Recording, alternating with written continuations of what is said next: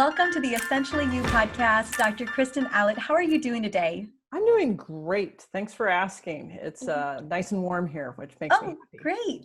Yeah. How warm is it? It's like 90 in Tacoma, Washington, which is hot for us. Oh my goodness, so true. Yeah, I'm in San Diego and it is a chilly 68 degrees. Whoa! I don't know what is going on. Well, it is so wonderful having you here. I was so fascinated by your expertise. What we're going to be talking about today is labs to rule out the physical causes of fatigue, anxiety, and depression. And I am so happy that we're going to get into this. I know this is an area that people definitely feel in the dark, and really happy that we're going to get to clear a lot of this up. But before we get into the nitty gritty, I've got so many questions for you. I would love to know kind of what was that defining moment for you, Dr. Allott, that you knew you wanted to do this work, you wanted to help people in this way?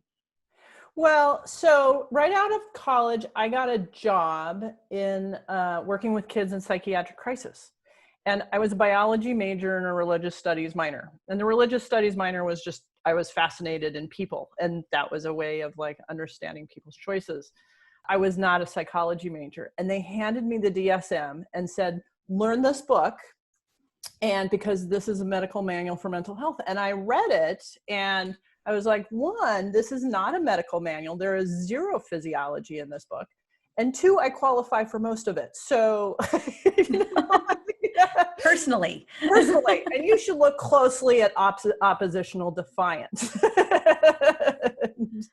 And then working with kids in crisis, what I saw were kids who were living really traumatic lives, and our solution was medication. And I was like, and we didn't even have the medication. This was 20 years ago. So there was like trazodone and Prozac and Haldol, which was just a bad choice, right? And I was like, well, what if the drugs don't work? And they're like, well, then they're going to be locked up. And I'm like, that can't, can we do something else? And so like what I observed is that when they got fed regularly, like their behavior really changed. And when they got fed crap, and I was like, what if I don't know anything, but like, what if glucose is a problem?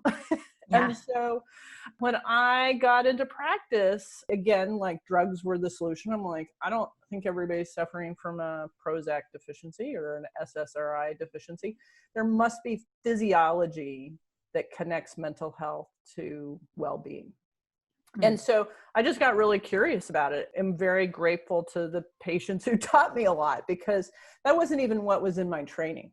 Because my training as a naturopathic physician was that St. John's wort or 5-HTP was solutions. But I was like, well, how's that any different than Prozac, right? Like, what is the root cause?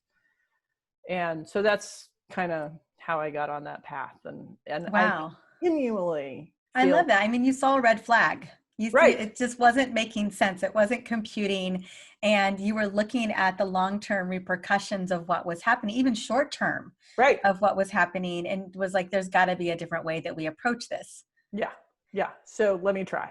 Yeah. And let's be honest, there are a lot of people who have trauma when they're children. Sure. Sure. And that doesn't mean that they need to be medicated into numbness. Mm-hmm. Right? I absolutely agree with that as well. Well, I was talking to you a little bit before we got started, and I remember when I kind of had my major kind of Mack truck moment when I was 30 years old, and I had a lot of trauma as a child. And one of the things that happened to me due to my trauma, a consistent amount of trauma over a long period of time, is that as a 20-year-old, in high school and even in college and beyond, I was very much in survival mode. Sure. And I thought for some reason that everything was going to get taken from me. So I had a very scarcity mentality. And there was a lot of false positives for that. I excelled in everything that I did, but it came at a cost. And that cost really got me at 30 years old, after over a decade of running, pushing to, I don't even know what I was heading towards. I just felt like I was running away from.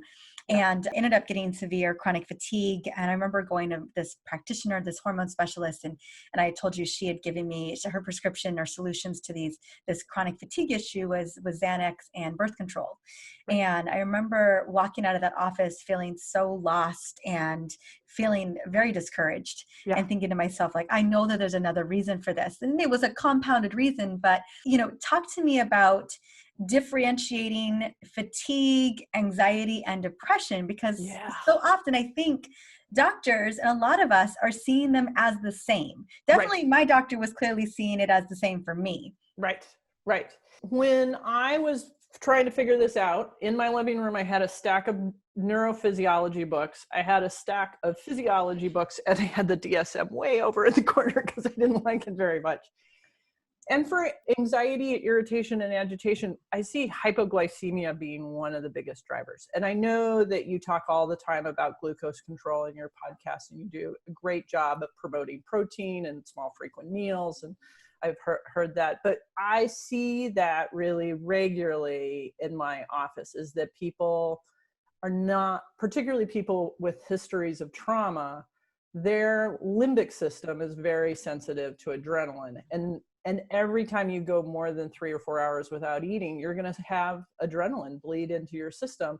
And that's going to slip you into your reactive brain versus your responsive brain. And so I see that over and over again. Generally, when I see people eating protein every 3 or 4 hours, what happens is maybe they get a drop of 3 to 4 points on their scale of 1 to 10 for their anxiety. So that generally when people come in, that's the first thing I address, because you have to start getting the anxiety and irritation down just so that you can address the fatigue. That makes sense. And does this also happen? I know when people are feeling burnt out or they're running constantly, we tend to grab those kind of more sugary snacks or the caffeinated snacks, and we're leveraging that as fuel. And then that crashes. Is that also creating a level of irritability because of the inconsistency? Okay. Absolutely. So generally most people, if they have just a carb hit, it's going to last them an hour and a half. Okay. To 2 hours on the outside. If somebody has a lot of trauma, I've had trauma patients with really high adverse childhood event scores, right? So just trauma after trauma. And sometimes they have to be eating protein and carbs every 2 hours for 6 months a year just to be able to get to baseline. Because part of healing from trauma is just lowering, like knowing when you're going to get an adrenaline hit and being successful dealing with that. So if a bear comes in a room, we all know why we're really, really anxious, right? Like that. There's a good reason. And we can go home and say, we were really, really anxious. But when we have cereal for breakfast, and then we have a normal meeting with our boss, and we have a panic attack, we think that's because of the meeting, but it may have been because we didn't have any protein in our breakfast. And so the layover of those two events and the anxiety, the performance anxiety or whatever it is like that is a setup for anxiety. And when we have it, when we're trying to control anxiety all the time, we get fatigued and it burns through. When we get hypoglycemic, we burn through our neurotransmitter GABA, and GABA is what calms our brain. And so then we start looking for other things to calm our brain, like sugar and alcohol or marijuana, which is another coping mechanism. Absolutely. I love that we're talking about food out the get-go. I had a nutritional psychiatrist coming up to go live. And, I have known for a long time that food plays such a big role in managing our stress levels, managing adrenaline, managing anxiousness and depression, and just having us feel more even keeled. And I just love that we're seeing so much more research coming out to really demonstrate that this can be the solution. Yeah. And when I started my practice, there was no research. And now there's just like amazing research coming out.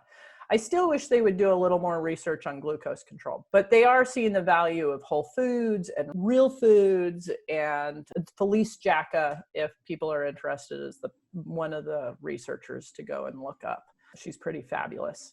And so generally when I start with people, I just ask them to eat something, protein with carbs, fats, and fiber, of course.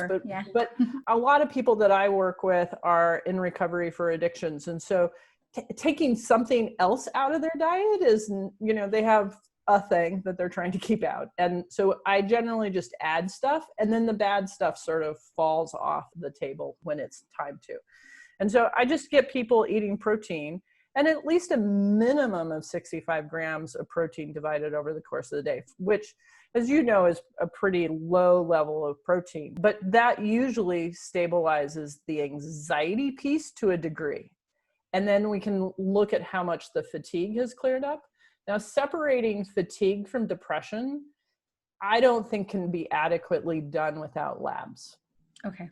Because the nutrient deficits that people are experiencing that don't look like nutrient deficits to the psychiatrist or primary care physician. And one of those labs, and I'll go over the base labs that I have people start with, and not that there isn't more to do, but like, this is the labs that either I will do, or depending on their insurance, that I can get their primary care physician to do. Since I'm one of my clients describe me as the person that takes care of whatever the psychiatrist, the primary care physician, and the therapist are not doing. And so like, I'm that player that cleans up whatever that is, but I That's a lot of cleanup. Just call it what it is.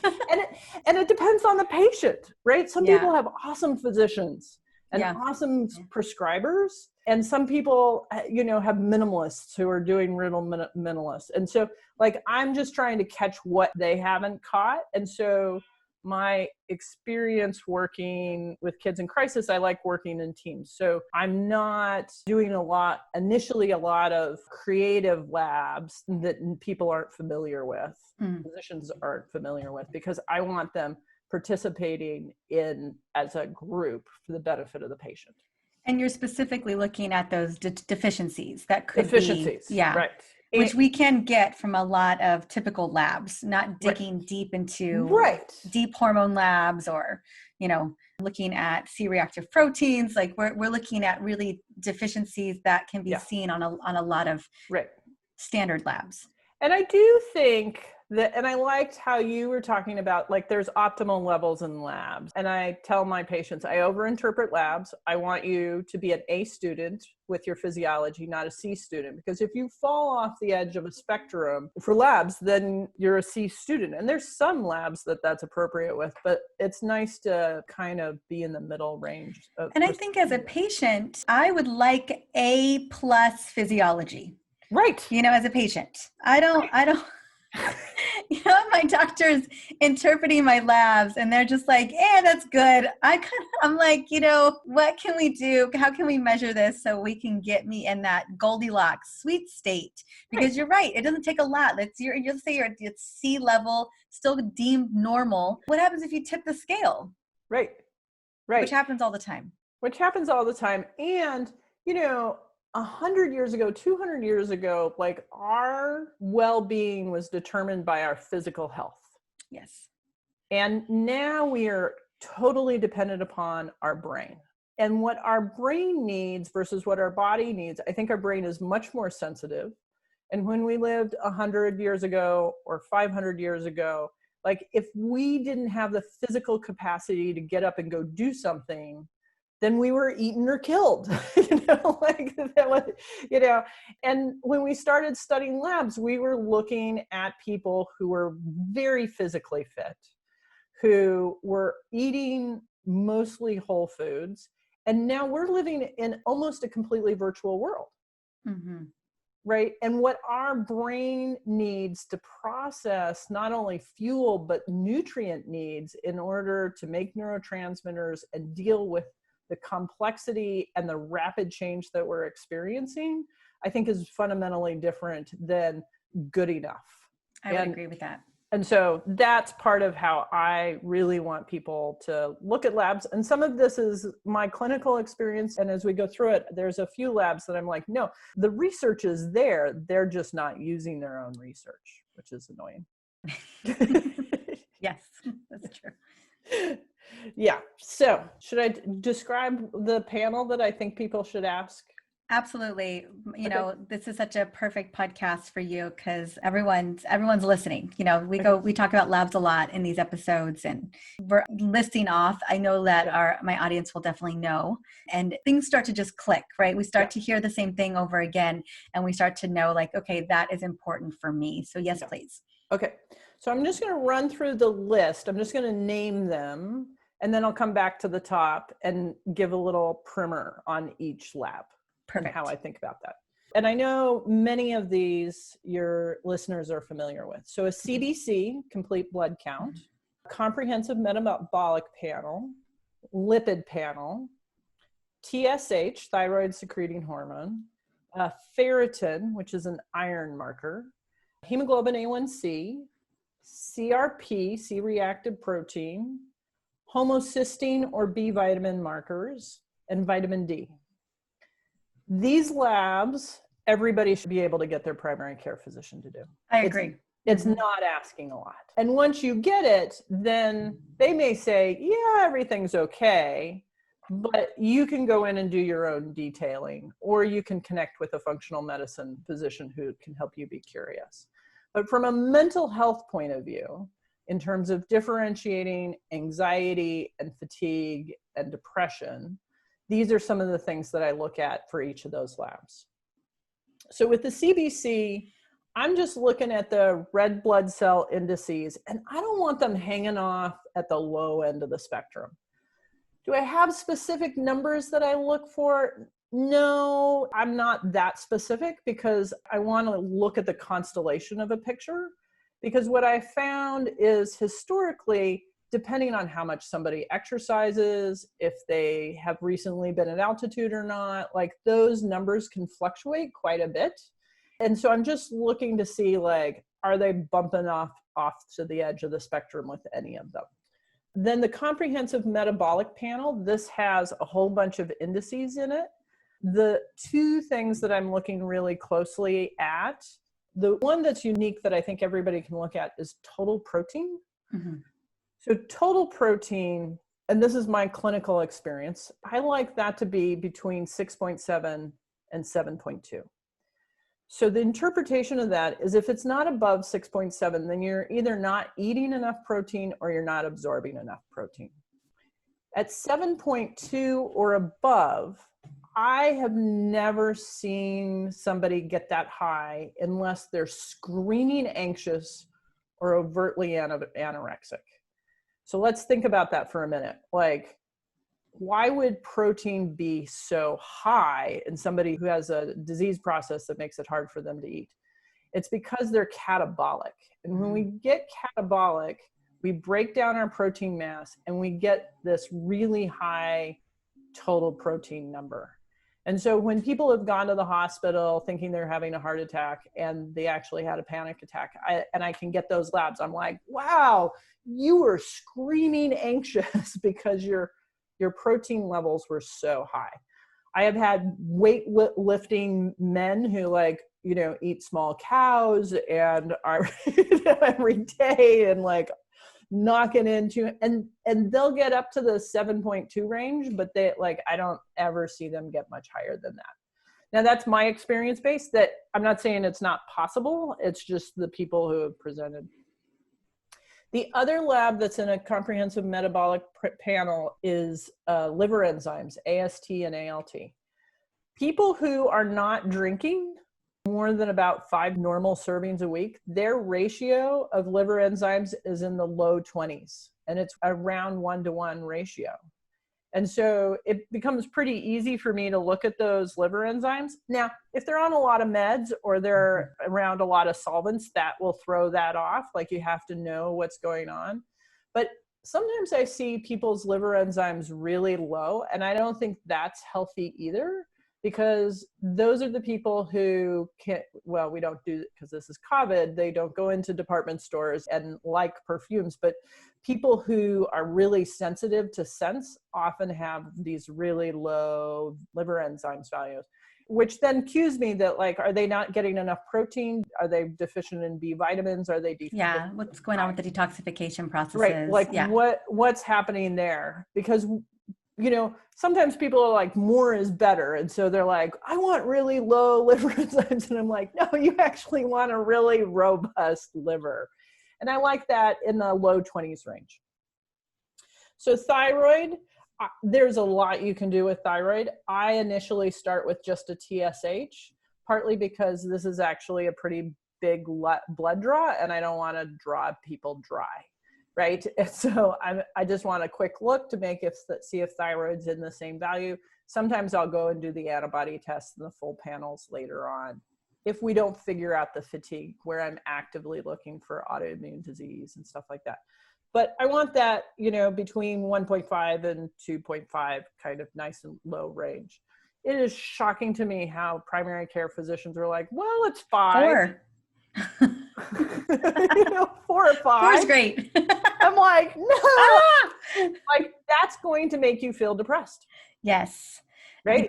So often I find, and I know you can speak into this as well, that the low thyroid function or autoimmune function is just missed and missed and missed. Oh, and it absolutely can present as anxiety and definitely fatigue, brain fog, and mood swings, all of it. Yeah. And the other thing that happens is when there is an autoimmune process, can be up to a 10-year back and forth. Oh, yeah. High thyroid hormone, low thyroid hormone. In the meantime, people are having panic attacks because they have too much thyroid hormone. And then they can't get out of bed because they have no thyroid hormone. Yeah. One of the things that when somebody does have an autoimmune condition, if I'm managing or if they're having somebody else manage, I insist that they have an open lab that they can go get tested.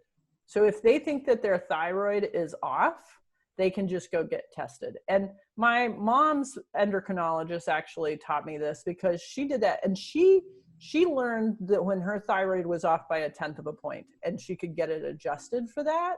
And like, it just helped her mood so much to have it just that tightly regulated. I love that. Honestly, I haven't heard of a lot of practitioners offering an open. I have Hashimoto's and low thyroid. I mean, a lot of it's already managed and all the things I've been doing for it for so long. But some of my doctors specifically, I'm getting it checked every 6 weeks or so. Yeah. But it's not open. I got to be on it, Right. I don't think physicians think about it, but like you can just ask for the lab slip and you go fill it whenever you want. Then and then they can either call you with the results and be like, yeah, you're fine, or go have an appointment. But like, why not just have an open lab slip? Especially for the thyroid. Absolutely. Especially for the thyroid and some of the other things.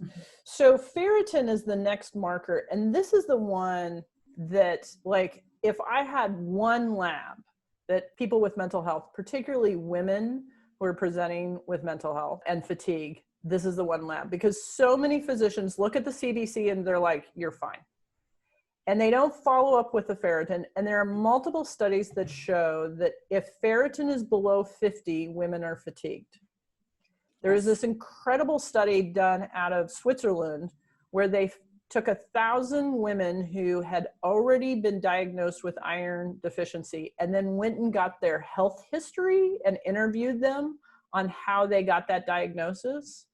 And over 1/3 of them prior to getting the iron deficiency diagnosis were diagnosed with mental illness, put on a psychotropic med, or sent to therapy. And that wasn't their problem. Their problem is they couldn't synthesize dopamine and serotonin, which you need iron to do.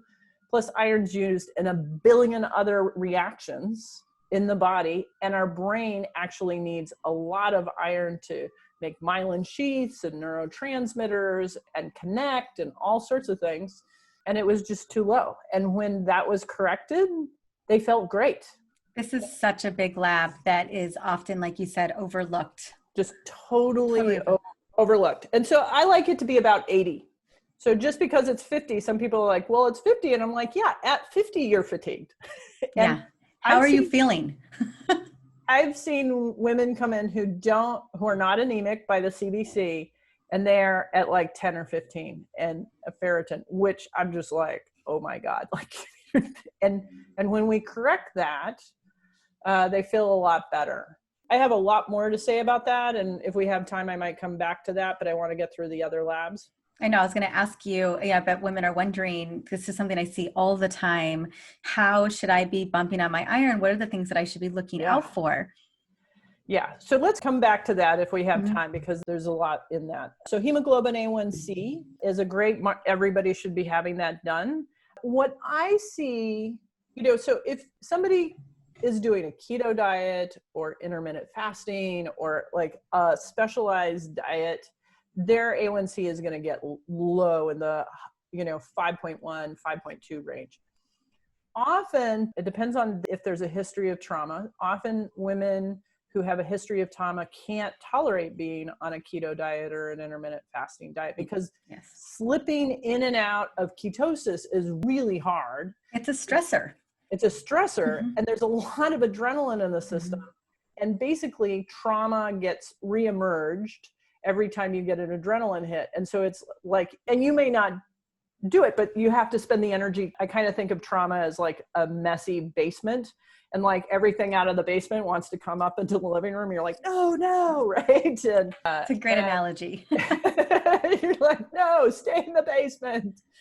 And so it's kind of a narrow window that I'm looking for people to be, which is like 5.4 to 5.6, which is super narrow because we don't want to get into prediabetes, but we need enough glucose around so that our prefrontal cortex, that smart, responsive part of our brain, can be in charge. And otherwise our limbic system's in charge. And so Taking over, yeah. Really closely at that. And sometimes people come in and I'm like, the reason why you're anxious and fatigued is that like you don't have diabetes, but like you're not doing well, right? So C-reactive protein, I use the highly sensitive or cardiac one. It's really just a matter of decimal points, but I would like people to not be above a 1. So the range is 1 to 3, and I want it really low. And addressing inflammation is really important. And usually diet, exercise, and omega-3s will take care of that. It's actually not, and sometimes gluten-free diets, but it's not hard to get it back down. It's not hard, and it makes such a difference. And if CRP is out of the normal range, and often allopathic physicians are like, oh, it's 5, and I'm just like, no, no, you will be really fatigued if you have an elevated CRP and inflammation in your system. I use homocysteine as my B vitamin marker because it's catching the MTHFR gene, the methylated folate that we're looking for. Again, like, yes, you can do genetic testing, but I want to just have a look-see. So there's a study that showed that men who had a homocysteine of 12 were depressed. And so I just tuck that down to a 7 because I don't want to be anywhere near that. You're a 12, yeah.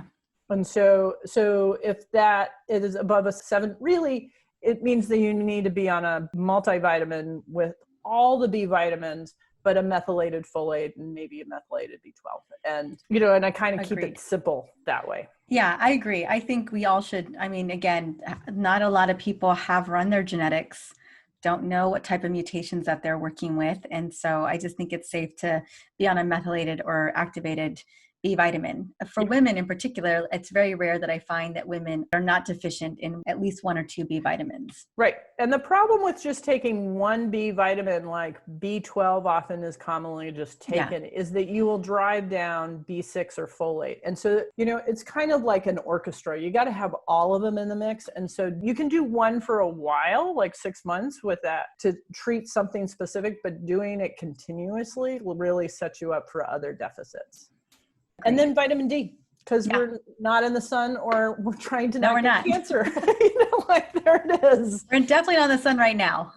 Yeah. A lot of us are in home. And they've done studies where they've gone along California beaches where they're outside, you can see the tan and they're drawn and they still don't have enough vitamin D. And so like, we're just not doing it. In the Northwest, it's just impossible. It's impossible. Yeah. I think people are like, oh, I'm out in the sun. I'm like, it's not enough. Yeah. So does that line up with a lot of what you and your folks are already talking about? Oh, good. Yeah. So ferritin, generally when someone's ferritin is low, I just start supplementing it. So I like Thorne. I don't make any money off of them. I like them. So they have a Ferrosorb product with iron bisglycinate, I think is what it is now, but it has some folate in it and it has some vitamin C. Really important to get vitamin C in when you're taking iron. Plant irons are harder to absorb than animal. And so really making sure that you're pairing your vitamin C ascorbic acid with your meals really helps increase the absorption. There's a new theory about supplementing iron that you should miss every other day. I have not seen that effective with any of my patients. I have not seen that effective either. Oh, good. Yeah. Like now I have a sample of 5 I take it every day.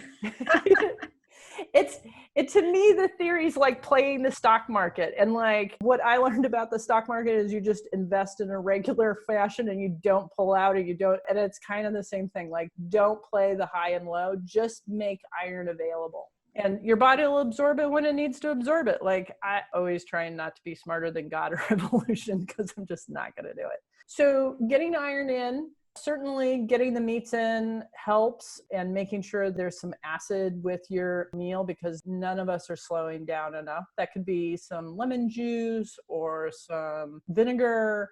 Of course, some people supplement with hydrochloric acid. Yes. I have not done that, partly because my patients are already on too many pills and I'm just like, we can't do any more pills.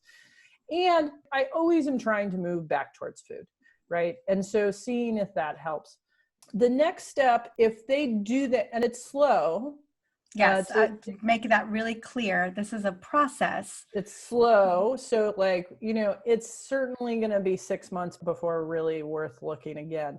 But watching the energy levels by the 3rd month should tell you. If there is no movement on energy levels, then I'm like, next I'm looking at a celiac panel, or just being like, let's pull gluten for 3 weeks. So it's generally what I do is that I pull gluten for 2 weeks and then do a week challenge with variations depending on the people. And so if you're sensitive to wheat, it's easy to block your ability to absorb protein, B12, and iron. So if those 3 are low in somebody, like I'm just like, okay, we got to pull the wheat, because that's like the triad that means that like you can't absorb. Right. That just demonstrates if we see low across all 3 markers, then it's an absorption issue more than anything else. Right. Now, do you just pull wheat or do you pull most grains?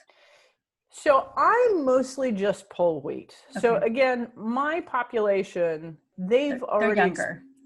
No, actually, they're all across the ages. Okay. Right now, I've got like 20-somethings and 70-year-old somethings, which is I find really interesting. But it varies from season to season what my group is. But my group tends to have high PTSD and tends to have some addictions. And so deprivation is a really strong survival problem. And so I'm very slow to get into like, let's pull things suddenly. And so I'm like, let's pull wheat. Have you noticed any sensitivities to anything else? Let's back that off and just see if we can get them feeling better with that. And what I find is if I just pull wheat, then they start to get enough traction. And if they want to make other dietary changes, they come back to me later and be like, hey, can we try this? But like they have to get off of the bottom that they're on before they can get their head wrapped around more than that. Because it just gets more and more complex and often eliminates what's happening socially. And I don't want to do that. I agree. Yeah, absolutely. It's I work with a different demographic. And so often we've got to pull a lot of things. But yeah, definitely, taking certain foods off the table can absolutely mess with social. Well, if there was a time to do it, I guess it would be right now. It's right now. It's so the time to do it. We're not doing social, because so much, you're right, so much social connection it revolves around food and wine and cocktails and all the things. And I also really like people to start to intuitively understand, like, I'm going to do this and I can maintain this. Mm-hmm. Like, I'm really focused on, let's not figure out what the problem is.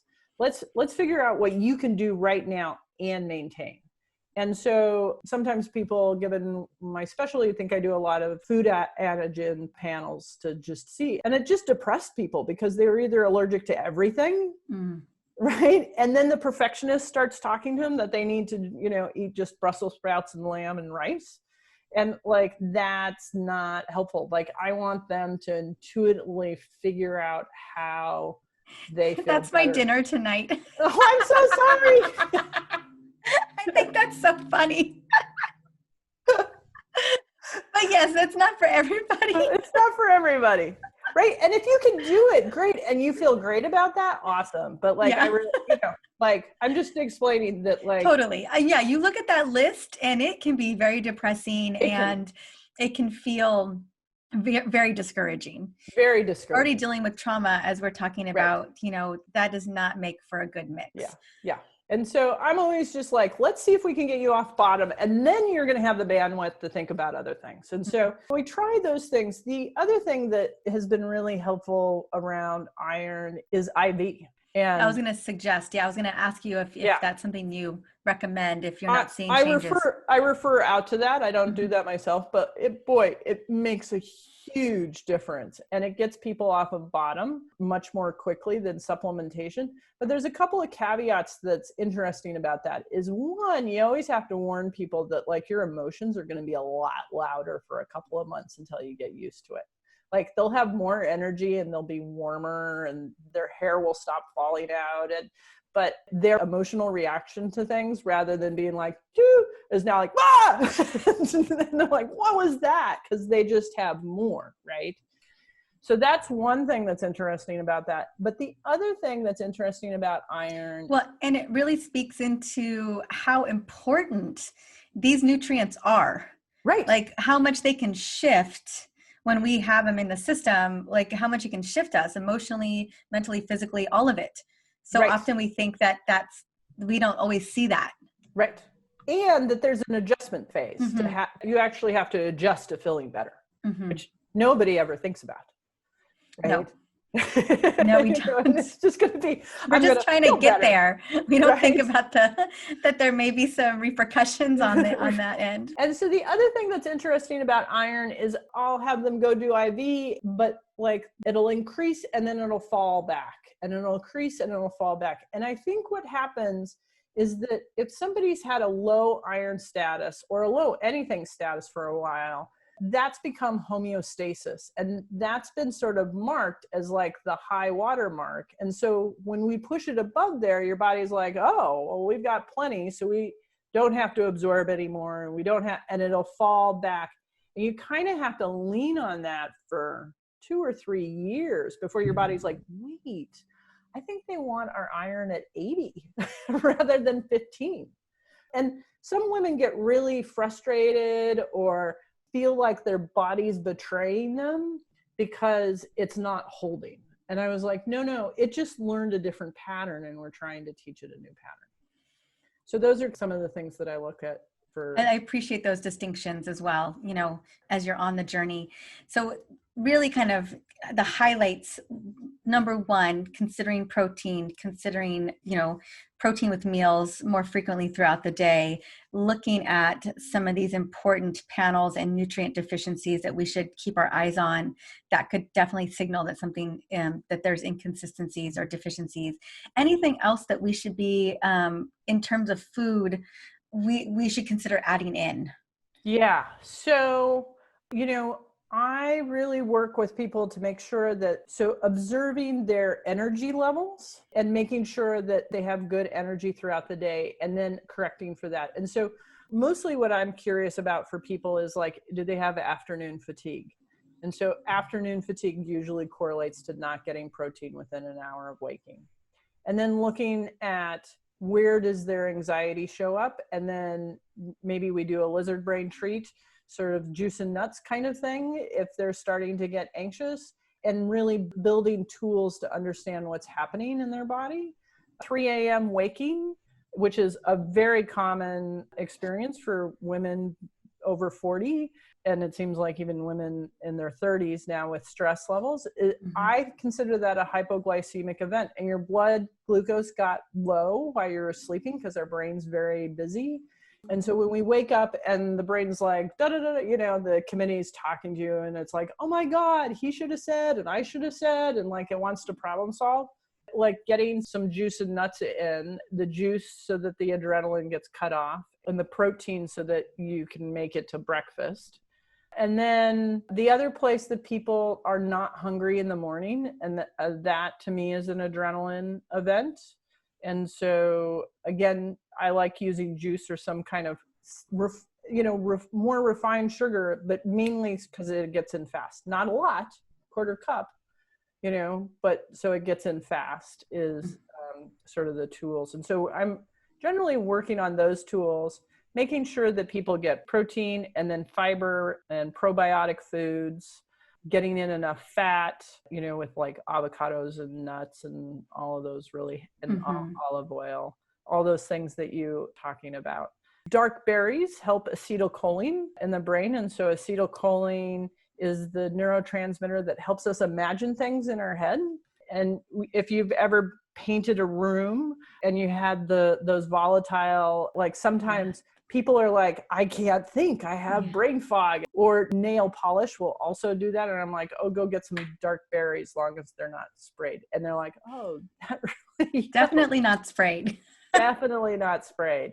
Yes. So those are some of the things that, like I'm always treating what they're complaining about, but those are sort of some common things that people with history of trauma are complaining about. But the big thing that I see make a difference for people with history of trauma is making sure that you always have a quick glucose supply and some protein in your bag, so that as you start to get anxious, you can make sure it's not a fuel problem.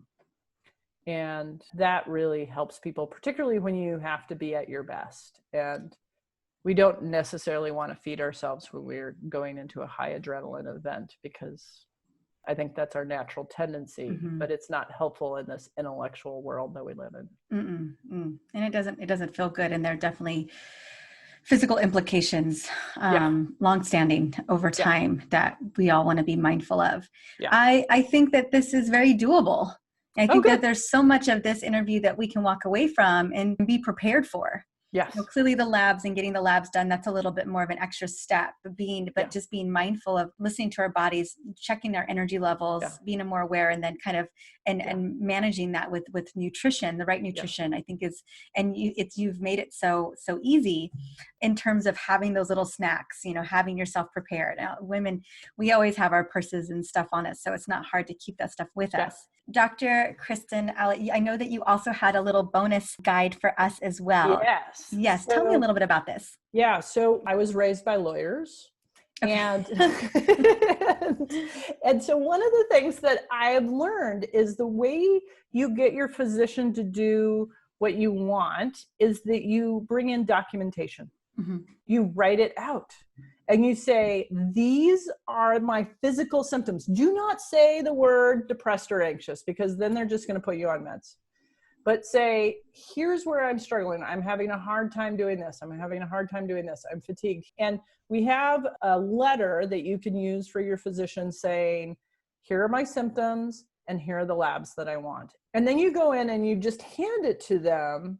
And if they refuse to do it, you just smile and say, thank you. Will you please put that in my chart? Because that's as much your chart as it is your physician's chart. And then you can go pay for your own labs. There are many ways. I know that you talk about the many ways that you can get your own labs done nowadays. And when you find a deficiency, then you can go in and say, my iron is 15. What do you think about that? And, oh, by the way, here's 3 studies on how that's unacceptable, even though the normal range goes to 5. And we also are including, I do training for nurse practitioners and other physicians, and I have a summary on just the importance of ferritin, which has the studies in it and how to think about interpretation.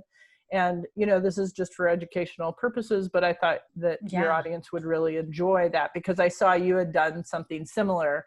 And I really want people to have the studies, particularly around the ferritin, because the physicians don't know.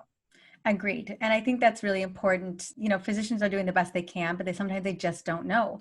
Not only having that backup, having those references and knowing where your normals, what a tight, A+ physiology normal should look like is so, so important. I mean, you might find yourself, and many women on these podcasts, listeners, find themselves doing just that, educating their physicians. Yeah.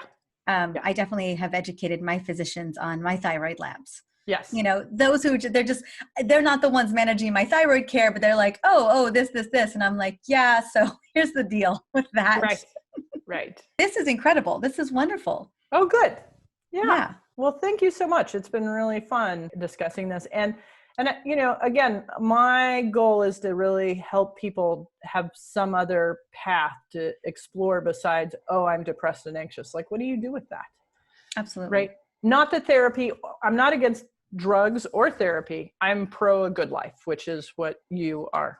Yeah. And there's so many side benefits. Yes. Right? So many side benefits. And I think that's the important piece is it's important to solve the problem and getting the root cause of it. But then look at all the side benefits that we get from it as well when your body is working more optimally. Oh, yeah.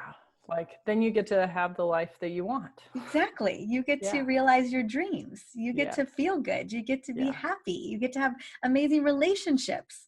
All the things. All the things. Yeah. Well, thank you so much. Oh my gosh. I love the breakdown. I love the research. I love this amazing resource. I'm so grateful to have you on the show today. Thank you. Can I tell people where to reach us? Yes, absolutely. Definitely. Thank you. Yeah. And we will have the resource in the show notes as always. Easy link to get to, but please tell us where we can find you. KristenAllott.com. And the other website that you can find is proteinforall.org. So I have two things that I'm doing. I work with sort of the average person for mental health. And then I also am working to support people who are food insecure and in poverty to do better in their lives. And we have a book coming out in February with New Harbinger. And if you're interested in knowing about that book, please sign up for our newsletter at either of those websites. We're hoping to get 5,000 books out so we can hopefully get a designation of a national bestseller so that we can form a nonprofit to help people who are food insecure. So that's our long-term goals. Love it. So, thank you so much. Thanks so much for sharing and reminding me. I'm so excited about your resource. It just flew by. Well, thank you. This has been so much fun. Thank you.